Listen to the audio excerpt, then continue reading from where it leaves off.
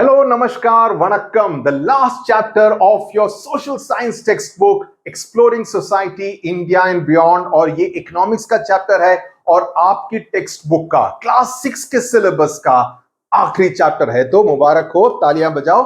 इस वीडियो के साथ आपका पूरा सिलेबस सोशल साइंस का CBSE with Sudhir YouTube channel पर पूरी तरह से खत्म हो जाएगा। ओके, तो मजे करो, इसके बाद पढ़ाई करो। सोशल साइंस में पूरे नंबर होने चाहिए। ओके, तो यहां पर हम पढ़ने वाले हैं इकोनॉमिक एक्टिविटीज अराउंड अस के बारे में, कि हमारे आसपास। पिछले चैप्टर में हमने देखा कि इकोनॉमिक एक्टिविटीज क्या होती हैं, जिसमें पैसे का लेन देन होता है। नॉन इकोनॉमिक एक्टिविटीज वो होती हैं जिसमें कि पैसे का लेन देन नहीं होता है। तो हमारे आसपास किस तरह की इकोनॉमिक एक्टिविटीज होती हैं, उसके बारे में विस्तार से इस पर्टिकुलर चैप्टर में, 14वें चैप्टर में पढ़ेंगे। तो कौटिल्य के अर्थशास्त्र में लिखा है, द रूट ऑफ प्रॉस्पेरिटी, यानी कि धनराशि और हम कितने धनवान हैं, इस इकोनॉमिक एक्टिविटी, जब तक पैसे का लेन देन आपस में ना हो तभी इकोनॉमी होगी ना। कि मेरे को कुछ काम, मुझे कुछ काम होगा, राइट, मैं दूसरे से करवाऊंगा तो उसको धन प्राप्ति होगी, उसको कुछ खरीदना होगा घर के लिए तो वो दुकान में जाएगा, वो पैसे दुकानदार को देगा तो दुकानदार की कमाई होगी। दुकानदार को दूध खरीदना होगा तो वो दूध वाले के पास जाएगा तो दूध वाले की कमाई होगी। दूध वाला चाहेगा कि मैं बस पकड़ के अपने गांव जाऊं तो बस सर्विस की कमाई होगी, है ना। तो इस तरह से जो इकोनॉमिक एक्टिविटी होती है वो तभी होती है जब पैसे का रोटेशन ऑफ मनी होता रहे, right. The lack of it brings material distress, अगर उसकी कमी हो तो उससे एक तरह से डिस्ट्रेस हो जाता है।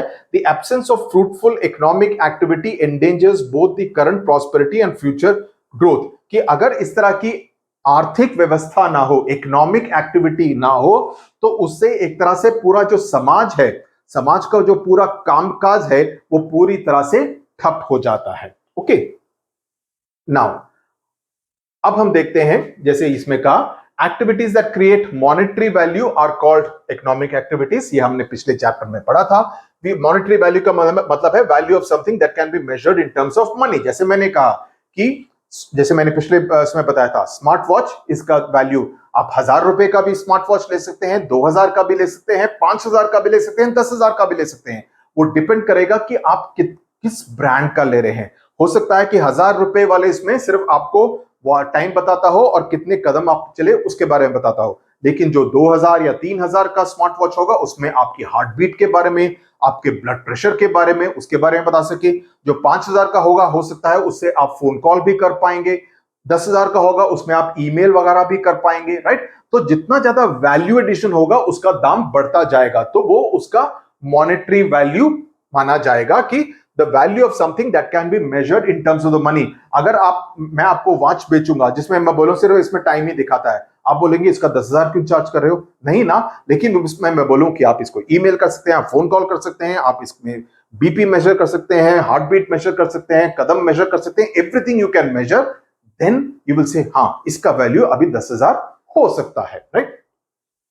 To understand these activities better, we will learn how economic activities are classified and what differentiates them in this chapter. तो ये शहर की तस्वीर है कि जिस तरह से हमारा मॉडर्न इंडियन शहर दिखता है। Now, over the decades, the number of economic activities has increased tremendously, right? Obviously, क्योंकि पहले प्रोफेशंस लिमिटेड होते थे, अभी कई तरह के अलग अलग तरह के कामकाज होने लगे हैं, राइट, जिससे लोग अपनी कमाई करते हैं। For example, earlier most people were involved in activities such as agriculture, livestock rearing, livestock मतलब भेड़ बकरियां गाय वगैरह, production of tools, machine banana, pottery, घड़े बनाना, and weaving cloth यानी कि textiles. As societies progress, the number of economic activities through which people earn their livelihoods increased vastly. अभी कई सारे अलग तरीके के occupations हैं. Today there are diverse economic activities such as manufacturing computers बनाते हैं, बड़ी बड़ी कंपनीज बनाती हैं, बड़े बड़े आईटी कंपनीज हैं जो कि आईटी के सॉफ्टवेयर में इन्वॉल्व हैं, right. Mobile phones, India mobile phones बनाने का one of the biggest centres बन के उभरा है, इंडिया एंड चाइना। ड्रोन्स, जो ड्रोन टेक्नोलॉजी है कि ड्रोन्स ऊपर से जाके कैमरा शूट कर सकता है, कृषि में काम आता है। क्योंकि अभी कृषि में क्या होता था, उदाहरण दूं तो पहले आपको लोग एम्प्लॉय करने पड़ते थे, उनको डेली मजदूरी देनी पड़ती थी कि आप हर जगह जाके बीज बोएं या फर्टिलाइजर्स को स्प्रिंकल करें। अभी क्या होता है, फर्टिलाइजर्स को ड्रोन के साथ टाई किया जाता है और ड्रोन फ्लाई करता है। तो एक बंदा जो टेक्नीशियन है वो करेगा कि ओके उस जगह पर यहां से 10 मीटर की दूरी पर वहां पे मेरे को फर्टिलाइजर्स को ड्रॉप करने की जरूरत है, तो वहां जाके वो फर्टिलाइजर स्प्रिंकल करेगा। अब वो सोचेगा कि ओके 25 मीटर राइट साइड पे और जाना है, तो उसको उस तरफ लेके जाएगा, मशीन में इस तरह से देखते हैं और ड्रोन ऐसे स्प्रेड होता रहेगा और उससे वो स्प्रिंकल होता रहेगा। तो इससे होगा क्या कि मैंने सिर्फ ड्रोन में इन्वेस्ट किया है और एक टेक्नीशियन में, लेकिन मेरी जो मजदूरी में मेरे को 10 मजदूर एम्प्लॉय करने पड़ते थे रोज के लिए, उनकी मजदूरी मुझे नहीं देनी पड़ेगी, तो मेरे पैसे बच जाते हैं in the long term.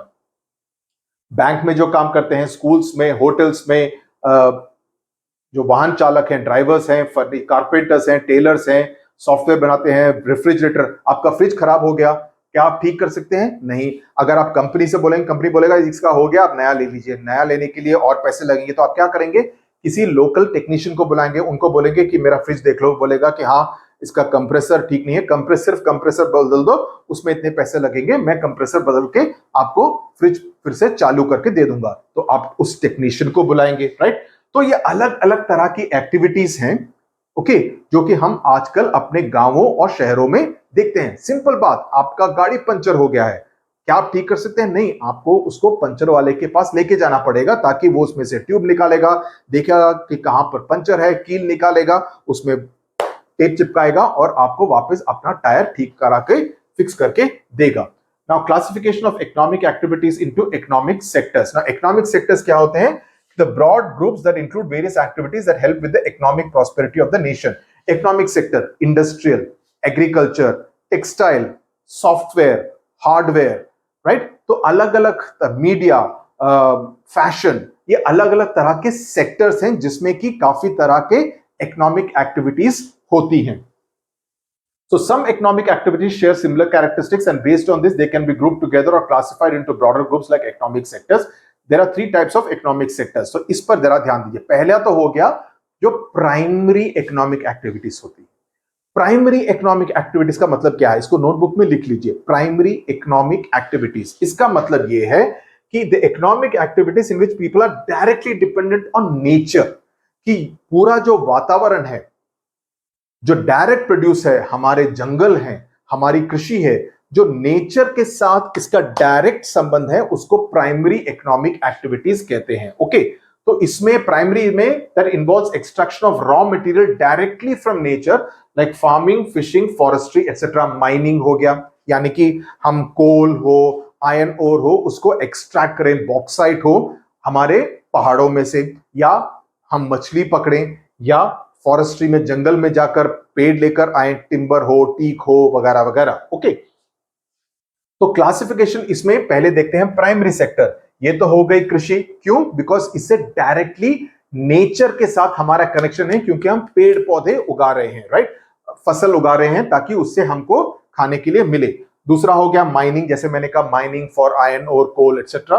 Then ये हो गई फिशिंग, ये हो गई पोल्ट्री, यानी कि अंडे और चिकन के लिए, लाइव स्टॉक, एंड फॉरेस्ट्री, यहां से टिम्बर, टीक, रोजवुड वगैरह। ओके, ये हो गई सेकेंडरी सेक्टर। सेकेंडरी सेक्टर में क्या होता है कि इसको लेकर आगे और बढ़ने का, इसके ऊपर हम थोड़ी देर में आते हैं, पहले प्राइमरी सेक्टर को पूरी तरह से समझ लेते हैं।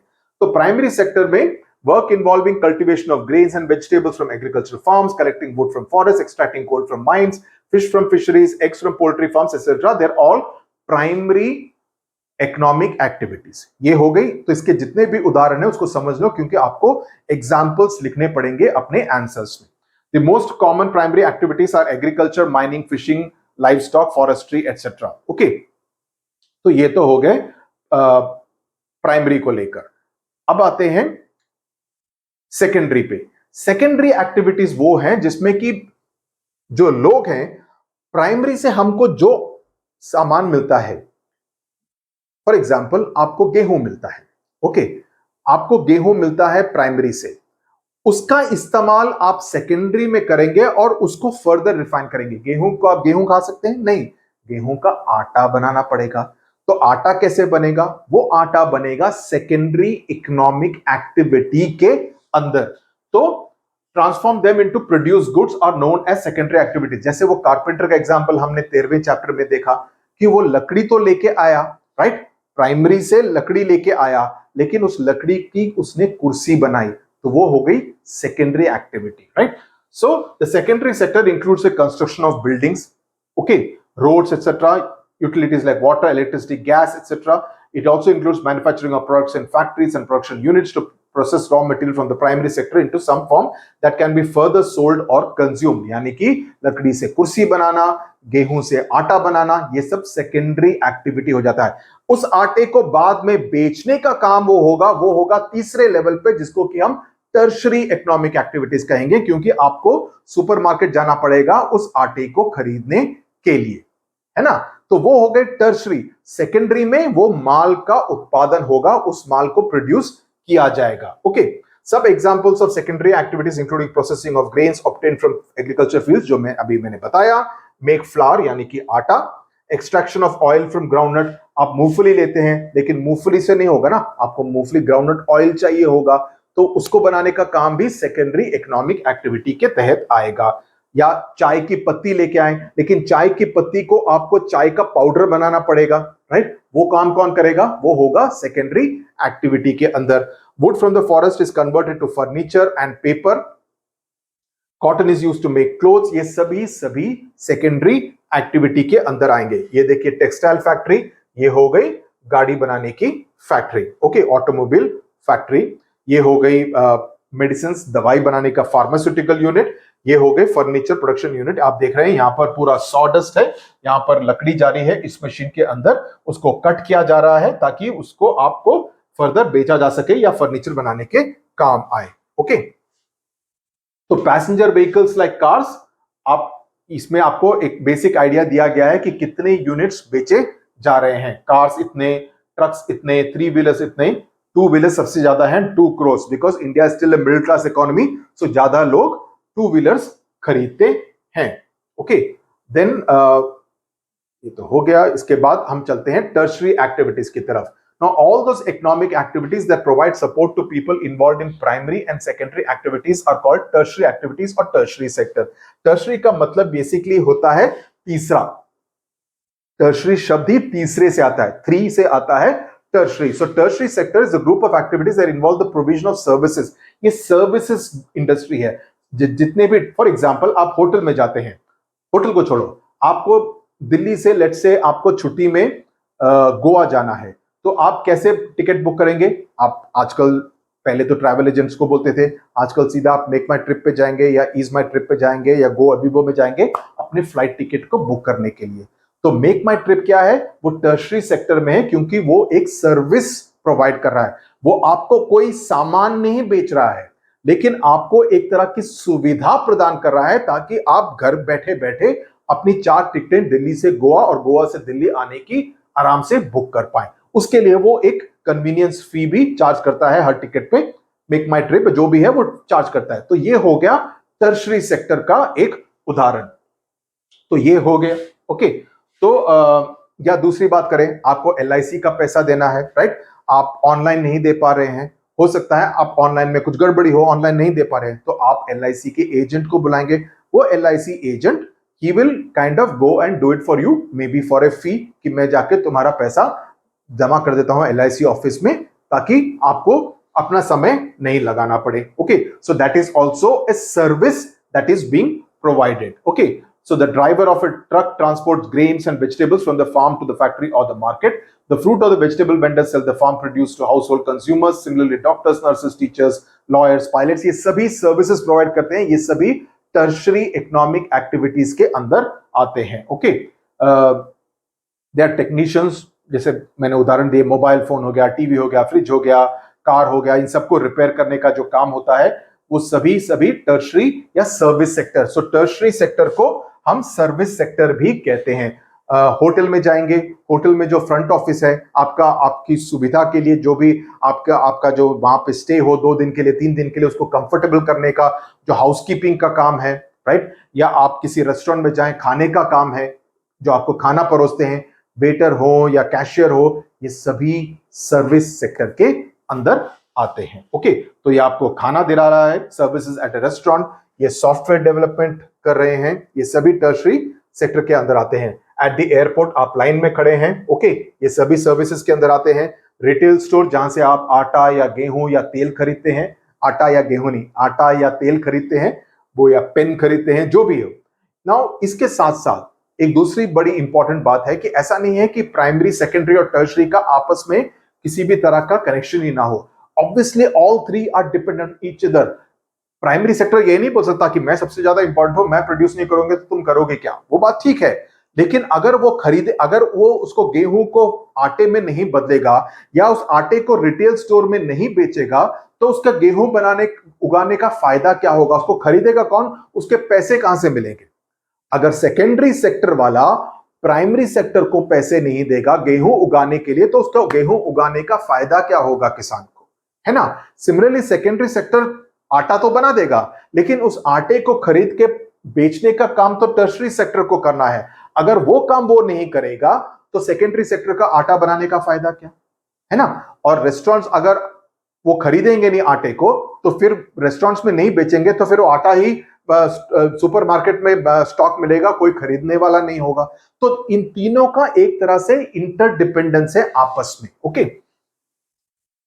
सो एक काम करते हैं, यहां पर एक कहानी बताई जा रही है, बहुत ही फैसिनेटिंग। अगर आपको समय मिले, मुझे मालूम नहीं है कि आप रिलेट कर पाएंगे या नहीं, एक बड़ी ही सुंदर मूवी बनी थी कॉल्ड मंथन, जिसको कि अभी फिर से कलर करेक्शन करने के बाद फिर से री रिलीज की गई है, ओके। श्याम बेनेगल ने बनाई थी मंथन, जो कि गुजरात में बेस्ड है, ओके। तो ये है आनंद डिस्ट्रिक्ट ऑफ गुजरात, जहां पर ये पूरा अमूल का एक्सपेरिमेंट हुआ। अमूल बटर तो आप खाते होंगे, अमूल के तो आजकल कितने प्रोजेक्ट, अरे अमूल तो अफगानिस्तान क्रिकेट टीम को स्पॉन्सर भी कर रही थी वर्ल्ड कप में। तो एक तरह से अमूल एक बहुत बड़ा ब्रांड है। अमूल के जो एड्स है वो भी देखेंगे with the Amul girl, okay. These days farmers in Gujarat greet the day with the clinking of milk pails। ये तब की बात है कि जब दूध की फैक्ट्री माना जाता है आनंद को, okay. And happy moves of their moves, मतलब जो आवाज करते हैं, जो करके गाय आवाज करती है ना, गाय या बफलो, भैंस। Cows have a special place in the lives of the farmers and their families. The farmers milk the cows and sell their milk to the dairy. Dairy का मतलब है a place where the milk is collected and stored. अभी पहले होता ये था कि आप दूध देते थे बीच वाले बंदे को, वो बीच वाला बंदा काफी पैसे बनाता था, राइट? तो किसान को, जो मिल्क का फार्मर है, उसको पैसा कम मिलता था, हालांकि मैक्सिमम मेहनत वही करता था, गाय भैंस सब उसकी होती थी, राइट? तो at the end of the month they get paid for the milk based on its quantity and quality. However, this was not the case about 50 years ago. 50 साल पहले क्या होता था कि वही मैंने बोला ना, 1974 के आसपास की बात है। This is the story of the milk cooperative named Anand milk union limited. लेकिन इसकी शुरुआत हुई प्री इंडिपेंडेंस में। 1940s में farmers in Anand district would sell milk to the neighboring villages. Okay, they would have to cycle or walk to the nearby villages. तब transportation इतना का सुविधा नहीं थी, ओके। और जितना समय लगता था दूध को ले जाने में, गर्मी में ऑब्वियसली दूध थोड़ी देर में खराब हो जाएगा। अगर दूध को कोल्ड कंडीशन में नहीं रखेंगे तो दूध तो ऑब्वियसली खराब हो जाएगा। By the time they will go from place A to place B, दूध फट जाता था, तो इससे काफी असुविधा होती थी और दूध बेसिकली वेस्ट हो जाता था। So farmers had to sell the milk quickly before it could spoil. This was a lot of effort for the small amount of money they would earn. So they depended on people called middlemen who would buy the milk in bulk at meager prices. Meager मतलब बहुत ही कम दाम में वो दूध खरीदते थे, और middlemen ये काम करते थे कि वो जल्दी से जल्दी दूसरे शहर में आनंद का दूध पहुंचा पाए, ओके। और इसमें वो पैसा ज्यादा बनाते थे, किसान को पैसा काफी कम मिलता था, ओके। सो फार्मर्स को काफी ऐसा लगा कि उनके साथ धोखा हो रहा है, तो उन्होंने सरदार पटेल, जो कि भारत के पहले गृह मंत्री थे, उनसे मुलाकात की। तब नहीं थी, ये प्री इंडिपेंडेंस की बात है। He advise them to form a cooperative, कि आप एक कोऑपरेटिव यूनियन बनाइए। कोऑपरेटिव का मतलब यह है कि where people, group of people आपस में जुड़ जाते हैं, राइट, ताकि उनकी जो सामाजिक और आर्थिक जरूरतें हैं उसका एक तरह से, किसी तरह से काम काज हो सके, और सारे जो निर्णय हैं वो मेंबर्स साथ में मिलकर लेते हैं। तो उन्होंने कहा कि कोऑपरेटिव का फॉर्मेशन कीजिए, और ताकि वो जो बीच के लोग हैं उन पर आप निर्भर ना रहे, उन पर किसी भी तरह का डिपेंडेंस ना रहे। You can cut out the middleman, you are no longer dependent on the middleman because they are taking away most of the money, और फार्मर्स को पैसा कम मिल रहा है, ओके। तो आप पूरा जो दूध है एक ग्रुप की तरह, इंस्टेड ऑफ किसान 1, किसान 2, किसान 3, किसान 4, किसान 5, लेट्स से 500 किसान, ऐसा मत कीजिए। आप 500 किसान पूरी तरह से जुड़ जाइए, आप पूरा दूध एक साथ बेचिए, तो आपका जो बार्गेनिंग पावर होगा वो ज्यादा होगा, क्योंकि मैं दे रहा हूं आपको 5 लीटर, दूसरा बंदा दे रहा है 10 लीटर, तो 5 5 10 15 8 7 सब मिला के लेट्स से 1000 लीटर दूध दे रहे हैं, तो 1000 लीटर का एक कलेक्टिव बार्गेनिंग ज्यादा रहती है। मैं सिर्फ 5 लीटर दे रहा हूं तो मुझको एक तरह से वो फोर्स कर सकता है कि मैं तुमको इतना ही पैसे दूंगा, तुमको ये एक्सेप्ट करना पड़ेगा। So Amul was set up in 1946 under the leadership of Tribhuvan Das Patel. ये हैं त्रिभुवन दास पटेल, ये हैं Verghese Kurien, who is a famous figure, doctor V Kurien, जो कि मुंबई में काम करते थे। उनकी उनके नेतृत्व में अमूल की स्थापना हुई, और इससे जो जितने भी दूध के किसान थे, including women, they came and they gave them control over the production and sale of milk. ये milk producers collectively made the decision on all matters, तो पूरा का पूरा काम, निर्णय, जितने भी डिसीजंस थे ये किसान खुद लेते थे। पैस्चराइजेशन का मतलब आपको मालूम है, ये आपने फिजिक्स में पढ़ा होगा, a process by which milk is preserved through heating to a specific temperature to kill harmful bacteria. आप दूध को उबालते हैं ना दही बनाने से पहले, तो उसको एक पर्टिकुलर टेम्परेचर तक लेके जाते हैं जिससे कि बैक्टीरिया मर जाए, और उसमें आप थोड़ा सा दही डालते हैं ताकि वो फ्रेश पूरा दूध का दही बन जाए 2-3 घंटे के बाद। Okay, the task was shared by everyone which help raise their income, तो इससे उनकी तनख्वाह बढ़ी, क्योंकि उन्होंने जो मिडिलमैन है उनको अभी पैसे देने की जरूरत नहीं पड़ती थी। तो as more and more farmers, तो आप देख सकते हैं इतने सारे भैंस है उनको खिलाया जा रहा है, तो द क्वांटिटी ऑफ मिल्क जितना भी हो रहा था वो इतना ज्यादा था, तो फार्मर्स डिसाइडेड कि हम खुद अपनी फैक्ट्री बनाएंगे, और इस फैक्ट्री से पूरा उत्पादन होगा मिल्क का, और यहां से ही सेल होगा। ओके, तो अभी आप देखें आनंद में Amul is a big big brand, और अभी तो अमूल इतने सारे प्रोडक्ट्स बेचता है दूसरे राज्यों में भी। अभी आप देखें कि सिर्फ गुजरात में नहीं, मुंबई में, साउथ इंडिया में, हर जगह पर आपको अमूल का दूध, अमूल का पनीर, अमूल का बटर, सब उस तरह के मिल्क प्रोडक्ट्स हैं वो सभी आपको मिलते हैं। So today the cooperative has a wide range of products. ये आप तस्वीर देख सकते हैं दूध को डालते हुए, जिसमें कि विमेन आर इन्वॉल्व। ये अपना दूध लेके आ रहे हैं और ये कलेक्टिवली कलेक्ट किया जा रहा है, जिसको कि फर्दर बेचा जाएगा। ओके, सो इसमें हुआ, products are then sold, retail shops, export भी काफी होता है आजकल। तो ये एक तरह का कहानी है जिसमें कि एक प्राइमरी सेक्टर मिल्क का उत्पादन करने का, जिस गाय भैंसों से निकालने का, वो प्राइमरी सेक्टर है, राइट। ये प्राइमरी इकोनॉमिक एक्टिविटी है, और उसके बाद उसी इकोनॉमिक एक्टिविटी को, ये क्या है, एक्सपोर्ट का मतलब यहां से दूसरे देश को बेचने का काम को एक्सपोर्ट कहते हैं। दूसरे देश से यहां पर आए उसको इंपोर्ट कहते हैं। इन इंपोर्ट, एक्सपोर्ट यानी कि बाहर। Okay, external. मिल्क को फिर प्रोसेस किया जाता है, ये हो जाता है सेकेंडरी एक्टिविटी। तो आप अमूल में देखेंगे कि प्राइमरी, सेकेंडरी और टर्शरी तीनों मिलकर आते हैं। प्राइमरी हो गया दूध का उत्पादन, सेकेंडरी हो गया उसका प्रोसेसिंग करना, और उसमें मिल्क पाउडर, चीज, बटर और जितने भी दूसरे प्रोडक्ट्स हैं जिसके कि मैंने बताया वो सभी बनते हैं, वो सारे हो गए सेकेंडरी सेक्टर इकोनॉमिक एक्टिविटी। ये एक बड़ा सा मिल्क का फैक्ट्री है। और तीसरा हो गया उसको फिर रिटेल स्टोर्स में बेचना, जो कि हो गया सर्विसेज यानी कि टर्शरी सेक्टर। तो Amul uses lorries and trucks, railway, shipping services वगैरह, तो ये पूरा हो गया। और टर्शरी एक्टिविटी जिसमें कि उसका सेल होता है। अभी जैसे अमूल है उसी तरह से आप कर्नाटक में जाएं तो वहां पर नंदिनी ब्रांड है। आप तेलंगाना, आंध्र प्रदेश में आए तो वहां पर आपको विजया ब्रांड मिलेगा। जो मैं दूध खरीदता हूं वो विजया ब्रांड का है, राइट। तो आविन है तमिलनाडु में, जो कि काफी पॉपुलर ब्रांड है। मदर डेयरी दिल्ली में, पूरे जो दिल्ली, गुड़गांव वगैरह में आपको मदर डेयरी काफी मिलता है। तो इस तरह के अलग अलग हैं, तो इन सबके नाम याद कर लीजिए। नागालैंड से केवी, बिहार से सुधा, पंजाब से बरका, ये सब वहां के लोकल मिल्क ब्रांड्स हैं। ओके, और ये सभी कोऑपरेटिव के रूप में है कि आप कोऑपरेटिव में आप फार्मर्स को ऑर्गेनाइज कर दीजिए, ताकि जो मिडिलमैन है उनको पैसा ना देना पड़े, क्योंकि मिडिलमैन कुछ काम नहीं करते हैं लेकिन वो पैसा बहुत बनाते हैं। सो इस तरह के आप images show the transformation of pulp. जैसे ये बंदा लकड़ी काट रहा है, पेड़ काट रहा है परमिशन मिलने के बाद। उसके बाद ये पूरा लकड़ी ऐसा ऑर्गेनाइज की जाती है, राइट। उसको वहां से फिर ट्रांसपोर्ट किया जाता है।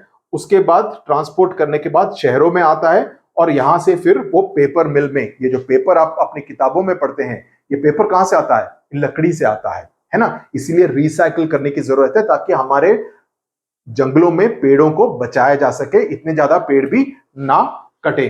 तो ये आप देख रहे हैं, तो पेपर मिल में पेपर का उत्पादन हो रहा है और उसके बाद प्रिंटिंग प्रेस में जाता है।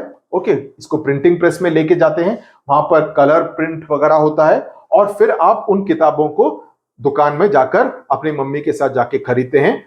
यहाँ पर कितनी भी किताबें हैं, आपको जो भी किताबें या नोटबुक चाहिए या चार्ट पेपर चाहिए वो आते हैं। तो आप देख रहे हैं ये स्टेज उस पहले स्टेज से आता है जब वो पेड़ को काटता है।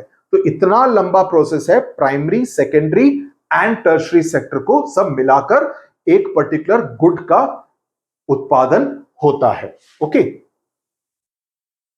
none of these activities that were part of the process from extracting pulp from the trees to making paper and finally producing the books would have been possible had it not been for the, अगर तीनों sector मिलकर काम नहीं करते तो ये possible नहीं होता। ओके, सो लेबल हमने ऑलरेडी कर दिया है। सो these days paper is recycled to make new paper. Recycling just 1 ton of paper saves 17 trees. कि अगर आप, जैसे आप जीरोक्स करते हैं, जीरोक्स दोनों तरफ कीजिए।